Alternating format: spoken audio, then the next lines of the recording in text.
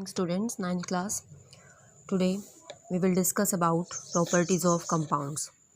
In the previous lecture we have discussed about properties of mixture. Now first of all, what are compounds? As we know, compound is a pure substance. What is compound? Compound is pure substance which is made up of two or more elements. Means it is formed by combination of two or more elements which chemically combines together. It means which combines chemically in which form? In a fixed proportion by their mass. यानी कि जो भी हमारे पास elements होंगे जिनको हम chemically combine करते हैं उनका जो मास का रेशो आएगा दैट विल रिमेन फिक्स. मास का रेशो फिक्स है. इट मीन्स जो कंपाउंड है वो किस फॉर्म में आएगा? प्योर सब्सटेंस की फॉर्म में आएगा and will exhibit a definite formula. और इस केस में जो कंपाउंड्स होगा दैट विल एग्जिबिट डेफिनेट और fixed formula because the composition of the constituent here is fixed. Clear? Next is, now first property of compound is a compound is always made up of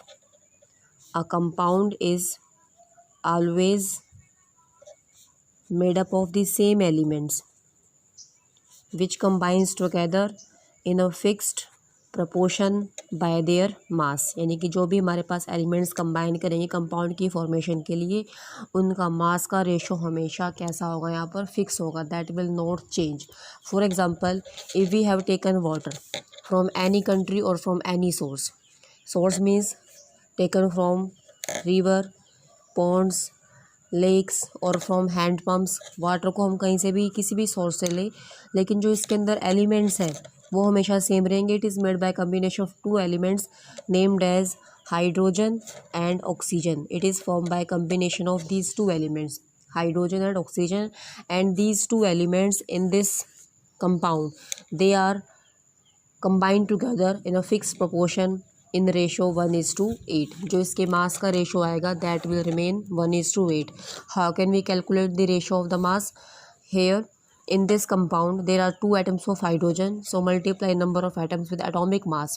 2 stands for atomic number of atoms and this 1 is the atomic mass of hydrogen plus number of atoms of oxygen are 1, multiply atomic mass of oxygen. इसका हम ratio लेंगे तो ratio 2:16 हमारे पास value आएगी. इसको और simplify करेंगे it comes out to be 1:8. It means जब भी हमारे पास वाटर की फॉर्मेशन होगी तो उस केस में 1 ग्राम हमारे पास होगा कम्बिनेशन हाइड्रोजन का which combines with 8 gram of oxygen to form water. Clear है? In this way all the elements और all the compounds which are form by combination of different elements possess fix ratio in terms of their mass. Second point or second property of this compound is that a compound is formed by a result of chemical reaction. It means formation of compound is a chemical change. It involves formation of a chemical reaction. और जो हमारे पास compound की combination के बाद जो compound form होगा elements के कम्बिनेशन के बाद उसकी जो प्रॉपर्टीज़ होंगी that properties were entirely different from the constituent. और जो भी हमारे पास कंपाउंड बनेगा उस कंपाउंड की प्रॉपर्टीज़ टोटली क्या होंगी? Properties of the compounds are totally different from the constituents. Means जिस स्पीसीज से मिलके बनेगा ये उसके कंपैरिजन में जो कंपाउंड आएगा उसकी प्रॉपर्टीज़ टोटली क्या होंगी? डिफरेंट होंगी. It can be explained as, suppose we have taken iron filling and sulfur. Iron is also an element, sulfur is also an element. It is a metal, it is a non-metal. Now when we combine these two metal chemically, अब की बार हम यहाँ पर chemical reaction कर रहे हैं. पिछले mixture की फॉर्मेशन में इनको हमने सिंपली फिजिकली मिक्स किया था.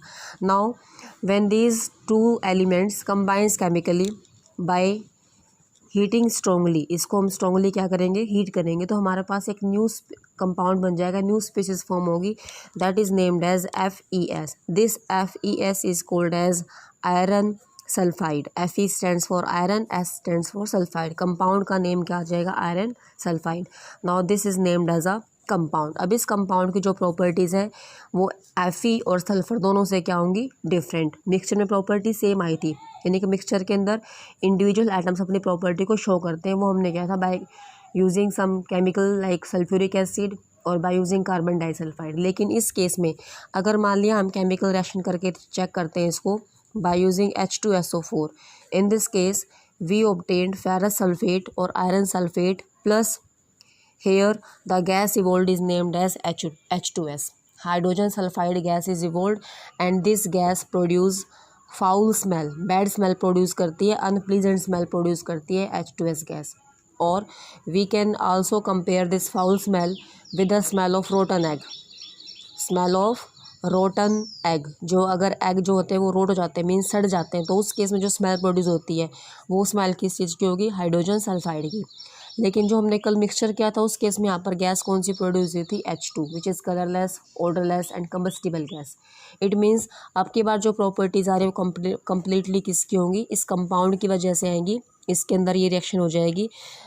Now this Fe combines with sulfate part and this H2 combines with S resulting in formation of this H2S gas। Clear.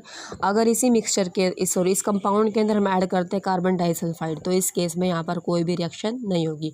ये पूरा का पूरा जो कंपाउंड है ये इसके अंदर डिसॉल्व नहीं होगा। इट मीन्स यहाँ पर सल्फर की प्रॉपर्टीज़ भी ऑब्जर्व नहीं हुई है। इट मीन्स जो भी हमारे पास कंपाउंड आया this compound shows different properties than those of the constituent. जो कॉन्स्टिट्यूएंट थे आयरन और सल्फर, इनमें से ये किसी की प्रॉपर्टी शो नहीं करेगा। It will show its own properties which are quite different from the elements. ठीक है। नेक्स्ट पॉइंट है, अगर इसी स्पीसीज़ को, इसी कंपाउंड को हम ट्रीट करते हैं मैग्नेट के साथ। हमने किया था मिक्सचर के अंदर, अगर मिक्सचर को हमने मैग्नेट से ट्रीट किया तो हमारे पास सेपरेशन हो गया था because the iron metal get attracted towards magnet, but in this case this FeS will shows no attraction towards the magnet। clear। second example here is that suppose हमारे पास elements हैं hydrogen and oxygen. ठीक है, हमारे पास दो spaces हैं hydrogen oxygen, molecular form में लिया hydrogen gas and oxygen gas. When they are mix together in presence of electric spark, हम इसको इलेक्ट्रिसिटी के प्रेजेंस में ट्रीट करते हैं ताकि दोनों स्पेसेस कंबाइन करें, तो हमारे पास एक नया कंपाउंड बनेगा that is called as water. हमारे पास दो डिफरेंट एलिमेंट्स हैं मॉलिक्यूलर फॉर्म में, कंबाइन किया in presence of large amount of electric spark, means ज़्यादा अमाउंट में इलेक्ट्रिसिटी पास करेंगे इसमें कॉन्टिन्यूसली, तो हमारे पास एक कंपाउंड बन गया वाटर। अब इस वाटर की प्रॉपर्टीज़ इन दोनों से टोटली क्या होंगी, different. As we know this hydrogen is combustible gas. Hydrogen gas कैसी है, कम्बस्टिबल। और कब ये कम्बस्टिबल होगी, in presence of supporter of combustion. Oxygen क्या है, it is supporter of combustion, जो कम्बशन में हेल्प करता है। और H2 गैस क्या, combustible, it will catches fire. But the compound form by combination of these two species is water and this is neither combustible nor supporter of combustion. ना ये combustible है और ना ही कम्बशन को सपोर्ट करेगा, but it actually extinguishes fire. इसको हम use करते हैं फायर को एक्सटिंग्विश करने के लिए, आग को बुझाने के लिए यूज़ करते हैं। इट मीन्स कंपाउंड की प्रॉपर्टीज़ यहाँ पर टोटली क्या हो चुकी है, डिफरेंट हो चुकी है। नेक्स्ट है separation of the mixture, sorry separation of the compound.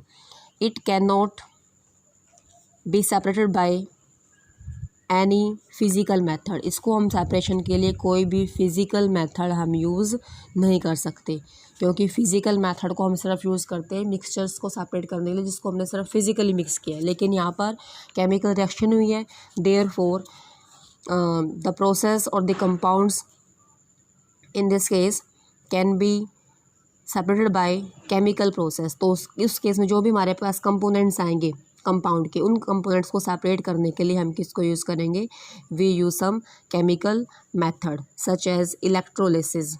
ठीक है, सच एज इलेक्ट्रोलिसिस। सपोज हमारे पास वाटर है, इससे कॉन्स्टिट्यूएंट हमारे पास से हाइड्रोजन ऑक्सीजन, उसको आप सेपरेट करना है, हम इसको फिजिकल मेथड से सेपरेट नहीं कर सकते, neither bye filtration, evaporation, distillation, solvent extraction, magnet, यहाँ पर कोई भी मेथड यूज़फुल नहीं होगा। तो इसको सेपरेट करने के लिए इसके अंदर हम पास करेंगे electricity, electrolysis process. What is electrolysis, this word has two spaces और two words, electro plus lysis. Lysis means break down, किसका ब्रेक डाउन होगा, कंपाउंड का, किसकी प्रेजेंस में, electricity, so that the different constituents can be obtain. Clear. तो यहाँ पर हम जिस भी कंपाउंड को सेपरेट करना है उसके लिए हम सिर्फ केमिकल मेथड्स को ही फॉलो करेंगे, फिजिकल मेथड यहाँ पर यूज़फुल नहीं है। नेक्स्ट पॉइंट है, now in the first property we have discussed that a compound is form by combination of elements which combines together in fixed proportion by their mass. It means compound के पास अब क्या होगा, therefore compound will possess definite molecular formula। ठीक है, अगर molecular formula यहाँ पर definite है मीन्स फिक्स है, तो कंपाउंड का मेल्टिंग पॉइंट और बॉइलिंग पॉइंट भी क्या होंगे, फिक्स। एक फिक्स टेम्परेचर पे वो मेल्टिंग और बॉइलिंग पॉइंट पोजेस करेंगे। मान लिया हमारे पास है pure water, suppose we have taken pure water, इसको फ्रीज़ करना तो क्या बन जाएगा, आइस। आइस को अगर मेल्ट करना है तो मेल्टिंग पॉइंट कितना मिलेगा इसका, 0 डिग्री सेल्सियस या फिर 273 केल्विन इन केल्विन स्केल। अगर इसी वाटर को बॉयल करना है then in that case it was found that boiling point of water comes to be 100 degree Celsius और 373 केल्विन। अगर उसका मेल्टिंग और बॉइलिंग पॉइंट एक फिक्स पॉइंट पे आता है, शार्प मेल्टिंग बॉइलिंग पॉइंट आते हैं, इट मीन्स कंपाउंड हमारा कैसा है, प्योर है। अगर ये शार्प नहीं आते हैं इट मीन्स उसके अंदर इम्प्योरिटीज़ मिक्सड है। नेक्स्ट पॉइंट है, in this case during the formation of compound, जब भी कंपाउंड की फॉर्मेशन होगी तो उस केस में आइदर इट इन्वॉल्व्स इवोल्यूशन और एब्जॉर्प्शन ऑफ हीट। तो वहाँ पर स्पेसेस के अंदर या तो हीट का इवोल्यूशन होगा या फिर एब्जॉर्प्शन होगा। हीट का मतलब एनर्जी किसी भी form, in the form of heat और light. It means compound formation के अंदर अब हीट इन्वॉल्व होगी, ठीक है, in the form of heat और लाइट। मीन्स एनर्जी का वहाँ पर यूज़ होगा, चाहे एनर्जी को हम इवॉल्व करवाएं या एनर्जी को एब्जॉर्ब करवाएं कंपाउंड की फॉर्मेशन के लिए। नेक्स्ट पॉइंट है, कंपाउंड का जो नेचर आएगा, अपीयरेंस आएगी। Appearance of compound is homogeneous. Homogeneous means mixing के बाद जो हमारे पास रिजल्टिंग प्रोडक्ट बना है, प्रोडक्ट के अंदर कहीं पर भी कंपोनेंट्स की इंडिविजुअल कंपोजिशन में ऑब्जर्व नहीं होगी।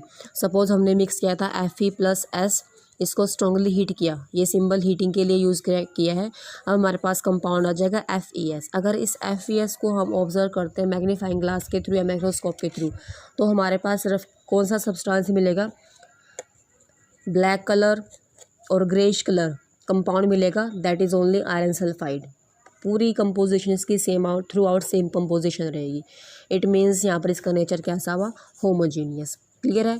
अगर हमने शुगर लिया है, मान लिया कॉमन साल्ट लिया है, शुगर लिया है, साल्ट लिया है, चेक करना है कि होमोजीनियस है नहीं है। फर्स्ट ऑफ ऑल ऑब्जर्वेशन कैसी आएगी, क्लियर, सारे पार्टिकल्स की जो कंपोजिशन होगी सेम होगी।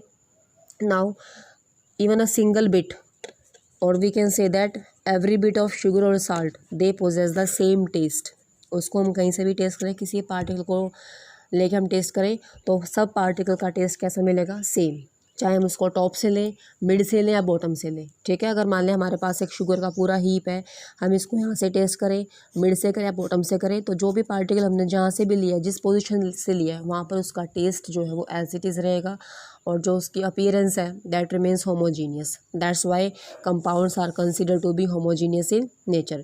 Next is topics 2.6.2 there are differences between mixture and compound. हमने सभी पॉइंट्स किए हैं तो आपको ये स्टडी करने हैं। उसके बाद कुछ पॉइंट्स दे रखे हैं इसके अंदर, वो तीनों पॉइंट करने हैं। First is compounds are homogeneous but mixture में भी homogeneous and heterogeneous with some exceptions. Next point is energy in the form of heat or light is neither absorbed or evolved when mixture is formed. Last is the constituent of mixture can be easily separated by the physical method. ये सारे points आपको खुद study करने हैं। Next lecture में हम यहाँ से स्टार्ट करेंगे इसको।